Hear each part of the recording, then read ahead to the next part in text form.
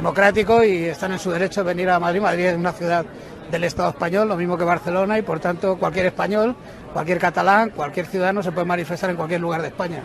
Ah, ¿no? La democracia es eso. Sí, eso es la democracia. Tenéis que entender que hoy... No. Es que trabajar un poquito barato. Un poquito. Con lo que ellos piensan. Y eso es lo bonito de la democracia, que se puedan manifestar. Es el derecho a la libertad de expresión. Sí, pero estáis aquí manifestado con total libertad, ¿no? Bueno, efectivamente, sí. Hoy, efectivamente.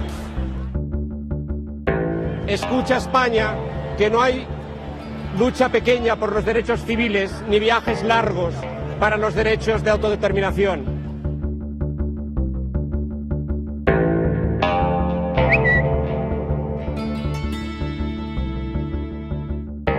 Creo que es evidente que si vota el resto de España va a salir que no.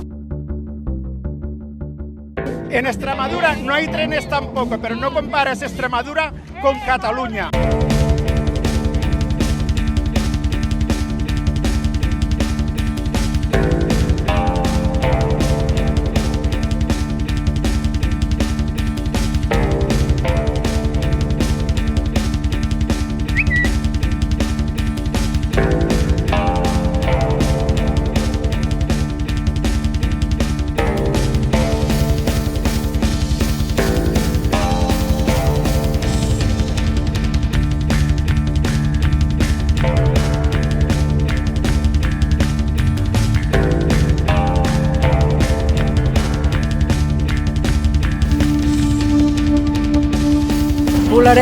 Volarem i ens apartarem de tota aquesta misèria mental, social, política i cultural que és l'estat espanyol.